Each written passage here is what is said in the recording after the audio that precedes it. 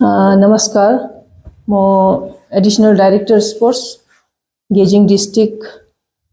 Press कन्फरेन्सको माध्यमबाट म पनि एक दुई शब्द राख्न चाहन्छु र यसपालि सधैँ चाहिँ गेजिङ डिस्ट्रिक्ट फुटबल एसोसिएसनले आफ्नै इनिसिएटिभमा उहाँहरूले अहिलेसम्म चाहिँ गर्नुहुँदै थियो, फुटबल खेलाउनु हुँदै थियो, जुन चाहिँ गेजिङ लिग 21st गेजिङ लिगसम्म उहाँहरूले खेलाउनु भएको थियो र यो पालिदेखि चाहिँ यहाँ प्रेसिडेन्ट हाम्रो आज्ञा नामग्याल आउनु भएर चाहिँ हामी स्पोर्ट्सकोसँग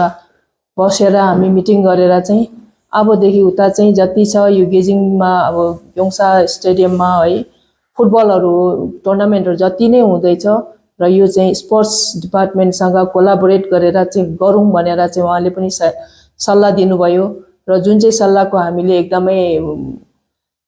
वेलकम पनि गरे र यो पालिको जुन चाहिँ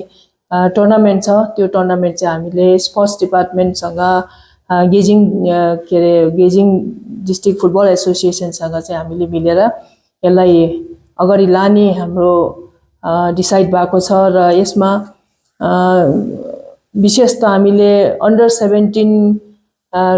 17 गर्ल्स र अन्डर 17 बोइजमा हामीले पुरा ध्यान दिएको छौँ, जुन चाहिँ हाम्रो अपकमिङ प्लेयर्स हाम्रो स्टेटको लागि नेसनलको लागि हाम्रो नानीहरूलाई नै हामीले प्राथमिकता हामीले उहाँलाई दिएको छ र यसमा जुन चाहिँ अन्डर 17 गर्ल्स अस्मिता टुर्नामेन्टलाई पनि हामीले अगाडि बढाउनको लागि सबै स्कुललाई खबर पनि भइसकेको छ र सिआरएस सिस्टम जुन चाहिँ अघि हाम्रो प्रेसिडेन्टले भन्नुभएको थियो त्यो सिआरएस सिस्टममा कतिवटा स्कुलले चाहिँ अब सिआरएस सिस्टमलाई कम्प्लिट गर्नु नसक्दाखेरि यो पालि पार्टिसिपेटिङ टिम्स अन्डर 15 बोइज र अन्डर 17 गर्ल्सको टिम चाहिँ अलिकति पहिलाभन्दा चाहिँ धेरै कम्ती नै छ र अब आउने दिनहरूमा आउने सालमा चाहिँ धेरै आउँछ होला, राम्रो हुन्छ भनेर हामीलाई धेरै आशा छ र हाम्रो गेजिङ डिस्ट्रिक्टले चाहिँ धेरै अब फुटबलमा जुन चाहिँ इन्फ्रास्ट्रक्चर हामीसँग छ त्यसको एकदमै फाइदा चाहिँ हाम्रो नानीहरूले उठाउन सक्छ भनेर हामी पुरा आशा राख्दैछौँ र यो जुन चाहिँ फुटबलको ट्रफ योपालि हामीले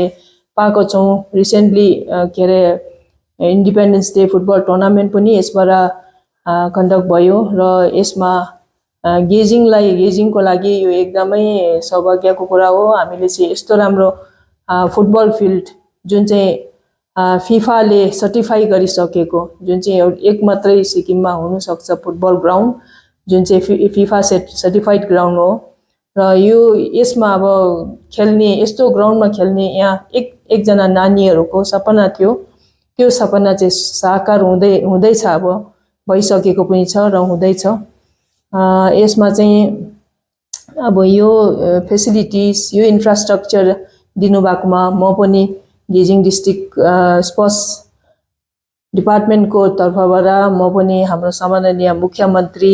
महोदयलाई पनि धेरै धेरै धन्यवाद दिन चाहन्छु। उहाँले हाम्रो गेजिङलाई पनि यसरी प्राथमिकता दिएर यस्तो इन्फ्रास्ट्रक्चर हामीमा दिनुभएको छ र उहाँलाई धेरै धेरै हामी सबै गेजिङवासी स्पोर्ट्स डिपार्टमेन्ट गेजिङ डिस्ट्रिक्ट फुटबल एसोसिएसनको तर्फबाट म धन्यवाद दिन चाहन्छु र अरू स्पोर्ट्स डिपार्टमेन्टको माननीय मन्त्री महोदय, सेक्रेटरी म्याडम, डाइरेक्टर सर, यहाँ सबैलाई हाम्रो फुटबल को इन्फ्रास्ट्रक्चर यो एउटा नेसनल लेभलको टुर्नामेन्ट पनि अब हामीले यहाँनिर यो क्योङसा ग्राउन्डमा गर्नु सक्छ र त्यस्तो खालको इन्फ्रास्ट्रक्चर हामीले पाएको छ र चाहिँ यसमा हामी गेजिङवासी एकदमै खुसी छौँ, डिपार्टमेन्ट पनि खुसी छौँ र हरेक नानीहरू पनि एकदमै उत्साहित र उत्साह उहाँकोमा सबैकोमा छ र सबै कन्सर्नलाई धेरै धेरै धन्यवाद दिन चाहन्छु र यो सँगसँगै म फेरि अर्को एउटा हाम्रो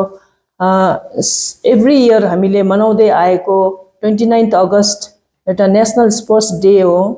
र यो एउटा नेसनल स्पोर्ट्स डे चाहिँ हामीले मेजर ध्यानचन्द जो चाहिँ एउटा हकीको लिजेन्ड हुनुहुन्थ्यो उहाँको बर्थ एनिभर्सरीमा को उसमा बर्थ एनिभर्सरीमा चाहिँ हामीले जुन चाहिँ नेसनल स्पोर्ट्स डे मनाउँदै आइरहेको छ र योपालिको नेसनल स्पोर्ट्स डेमा पनि हामीले कतिवटा प्रोग्रामहरू राखेको छौँ र कतिवटा स्कुललाई पनि हामीले इन्फर्मेसन सबैलाई दिइसकेको छ र यसमा हामीले as per the direction of the department CM 1 mile run, chief minister 1 mile run चाहिँ हामीले हरेक साल हरेक ठाउँमा हरेक स्कुलमा गर्नै पर्ने हो र यो चाहिँ हामीले CM 1 माइल रन यो चाहिँ गर्नेवाला छ बिहान फर्स्टमा। त्यहाँदेखि हाम्रोमा छ जुम्बा जुम्बा जुन चाहिँ 100 जना नानीहरूले जुम्बा त्यो दिन जुम्बाको उहाँहरूको प्रोग्राम देखाउनेवाला छ र त्यसमा छ next is tug of war पनि छ हामीसँग। त्यहाँदेखि छ अर्को shot put open shot put for men and women, यो सर्टपुटको हाम्रो इभेन्ट पनि छ र लास्टमा हाम्रोमा अर्को एकदम एक्साइटिङ इभेन्ट चाहिँ के छ भन्दाखेरि women's exhibition match in between Sakyong 11 versus DIET 11, DIET college 11। सक्योङको हाम्रो जिपियू एन्टायर जिपियूबाट चाहिँ उहाँहरूको टिम ल्याउनुहुन्छ र डाइट कलेजको टिम, यो दुईटा टिमको बिचमा एक्जिबिसन म्याचको सँगसँगै हाम्रो नेसनल स्पोर्ट्स डेको त्यहाँनिर प्रोग्राम चाहिँ त्यति